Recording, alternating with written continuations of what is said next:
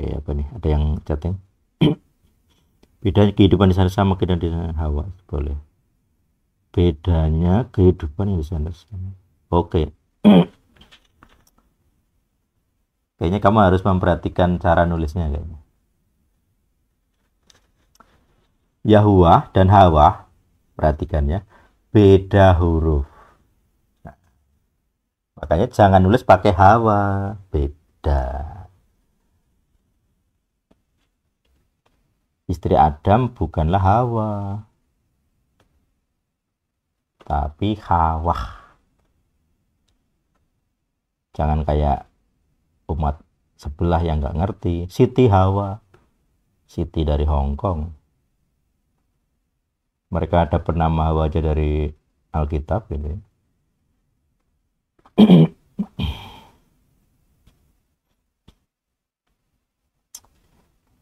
Siapa nama istri Hawa? Istri Adam. Bentar. Kalau di TP nyebutnya Hawa ya. Kita cari dulu.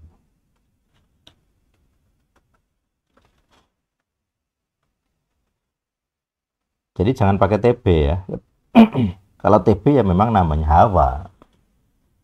Manusia memberi nama Hawa kepada istrinya seperti ini. Tapi di bahasa aslinya bukan Hawa.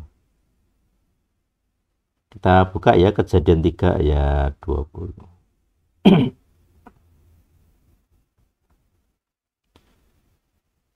Nah.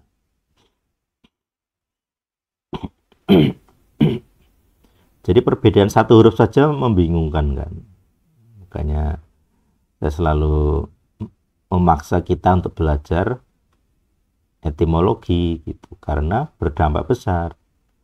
Pertanyaan-pertanyaan ini kan contoh bahwa pentingnya ngerti huruf asli. Kalau ngerti yang terjemahan Hawa ya bingung gitu. Nah, ini ya. Di sini tidak ada kata Hawa, yang ada adalah had.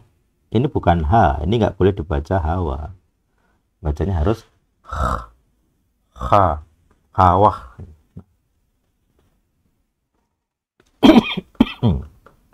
Kenapa menggunakan kata had? Karena ini, nah, teman-teman perhatikan ini. Kalau kalian apa itu? Melihat orang Ibrani, nah ini ya. Jadi Hawah itu artinya hidup loh. Tapi berbeda dengan Hawa tadi. Hawah ya, berbeda. Kenapa Hawah itu berarti hidup? Makanya kalau di Kejadian disebut dialah ibu dari segala yang hidup. Karena kata Hawa, kata namanya itu memang artinya kehidupan. To live properly ini di sini ya. Jadi kata Hawa itu artinya to live, verb kehidupan. Kalau kehidupan kan kata kerja, kata benda ya. Kalau kata kerja berarti kan kita nggak punya ya. Hidup ya mungkin. Hidup itu kata kerja atau kata benda. Dia hidup. Harusnya itu kata, ada yang bilang benda, ada yang kerja. Tapi kalau konsep Ibrani itu semua kata itu banyak kerjanya dulu. Kata bendanya itu dibendakan. Jadi kata kerja dibendakan. Jadi dia sangat fokus ke proses. Kata kerja. Nah, kata Hawa sendiri artinya live, life, properly. To live, hidup. To declare also. Jadi konsep hidup itu kan menyatakan, declare. Jadi sesuatu yang hidup itu pasti kelihatan. Kalau kalian masih hidup ya kalian kelihatan batang hidungnya itu kan. Kalau dalam peribahasa dia tidak menunjukkan batang hidungnya, berarti kan muncul. Nah, muncul inilah kehidupan. Hawa. Bedanya dengan Hawa ya. Itu kita lihat adalah mana tadi Hawa? Ini ya. 1933 Hawa nggak pakai H sih, sorry. Hawa itu terkait dengan nafas. Jadi fondasi kehidupan yang saya bilang tadi adalah nafas. Jadi hawa itu fondasi dari hawa. Kalau teman-teman lihat dijamakkan, jadi kata hawa dijamakkan yaitu khayim.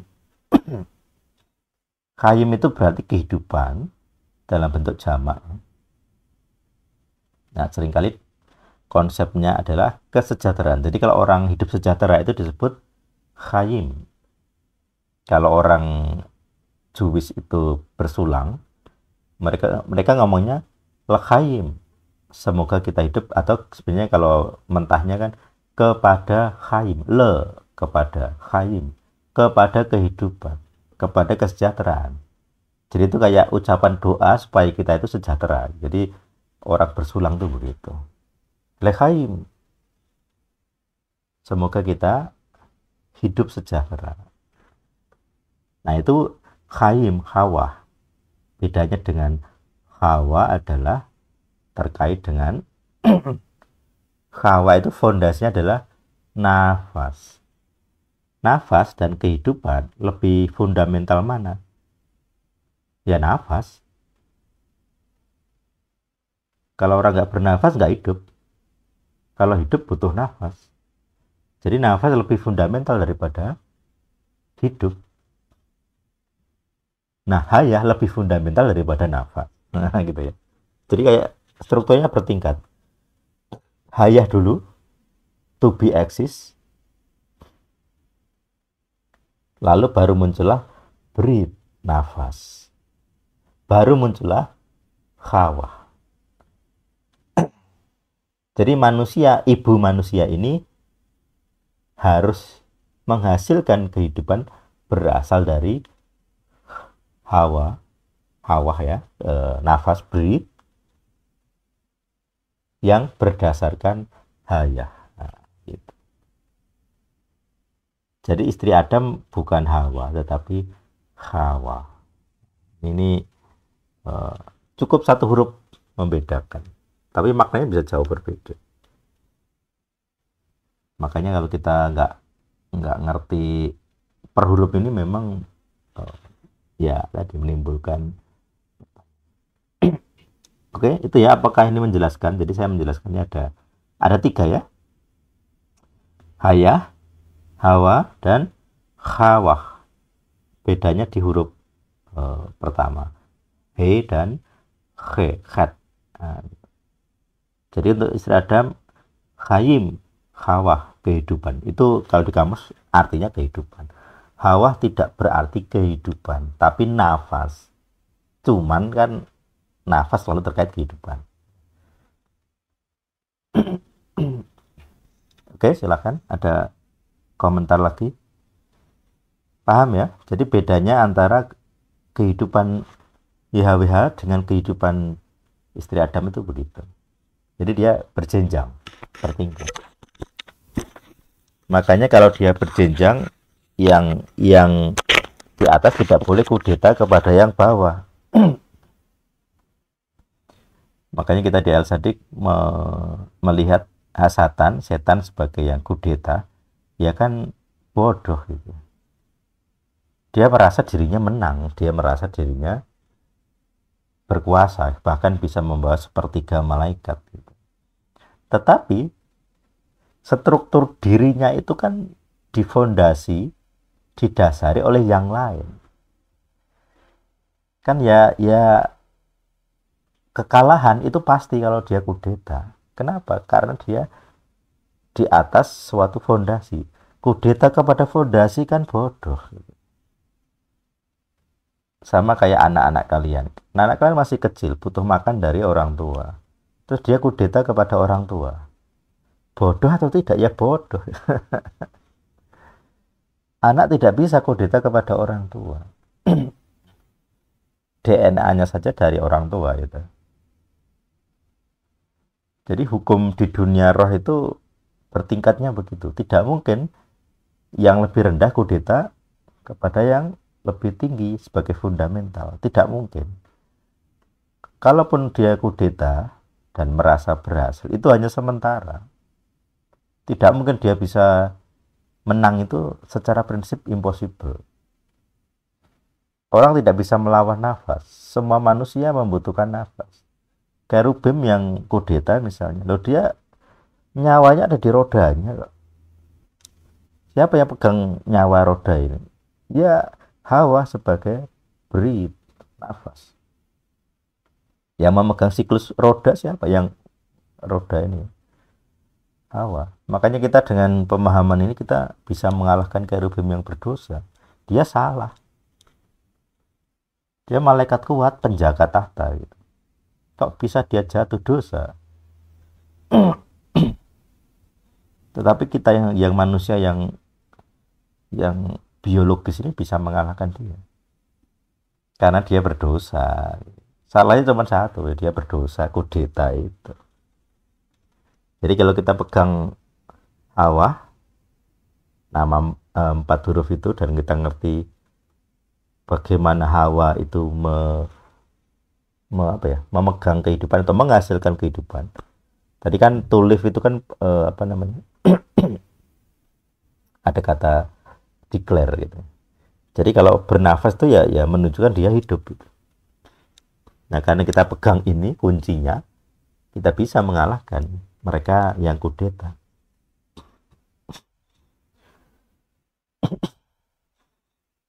Gitu ya. Ada lagi pertanyaan?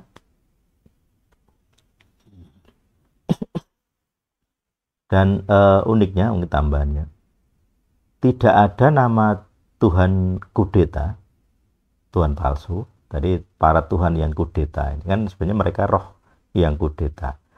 Mereka tidak satupun yang menggunakan makna kehidupan, satupun tidak. Semua Tuhan di agama selain Semitic Jewish ini, saya tidak ketemu yang arti namanya adalah kehidupan. Cuman Tuhannya di Keluaran 3 ayat 14 ini. Selainnya tidak ada. Agama bangsa-bangsa lain, bahkan di agama lokal kita kayaknya nggak ada. Tidak ada nama utamanya berarti kehidupan, tidak ada. Itu unik. Bahkan dulu kita punya pasien namanya Bayu itu. Ketika saya bilang hayahu hawa, dia tidak mau menirukan. Dia bilang, aku adalah kehidupan. Tapi bukan yang itu. Dan dia tidak mau nyebut hawa. Sama sekali tidak mau.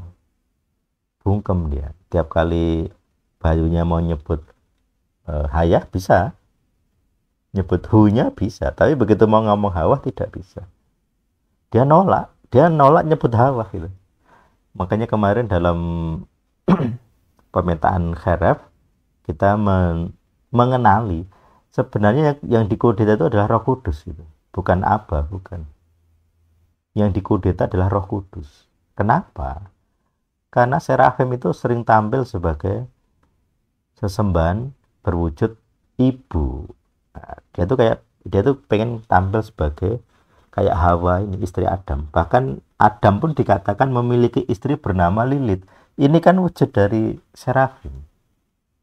Jadi serafim itu ingin tampil sebagai istri Adam bernama Lilith. Entah bagaimana ini orang Yahudi bikin mitologi Adam punya istri sebelum Hawa gitu. Sebelum Hawa. Tetapi ini menjelaskan bahwa memang yang kudeta di masa lalu itu berciri perempuan. Jadi yang disebut Eden itu kan menggunakan simbol ular. Nah, ular itu kan pasti serafim. Dia bukan kerubim, bukan cherub. Yang digoda juga perempuan. Kenapa dia tidak menggoda Adam? Unik loh. Makanya kita mengenali, tanda petik gendernya serafim ini ternyata emak-emak, gitu. Feminim. Cara bekerjanya seperti perempuan. Satu, dia ahli membujuk, licik gitu ya. Dia hobinya negosiasi gitu. Perempuan kan ahli negosiasi. Tercetak di dalam DNA-nya. Jadi negosiasi adalah ciri khas perempuan. Kalian pernah nggak bapak-bapak itu negosiasi harga tawar-menawar di pasar? Saya yakin kalian ogah, tidak sudi. Berapa? Ya sudah bayar saja. Kecuali kalian merasa anu ya pergi gitu. Kalau ngotot-ngototan, saya belum pernah lihat ada bapak-bapak ngotot-ngototan. Kalau emak-emak, rutin. Selisih 1.000 aja kalau perlu digelut gitu ya. Bertengkar hanya demi selisih 5%, 10%. Ngotot. Karena memang DNA-nya secara roh juga begitu, DNA-nya fisik, biologis juga begitu. Gitu. Jadi dia memang diciptakan memang seperti itu. Desain otaknya memang begitu, psikologinya. Lelaki tidak akan sudi kayaknya untuk seperti itu.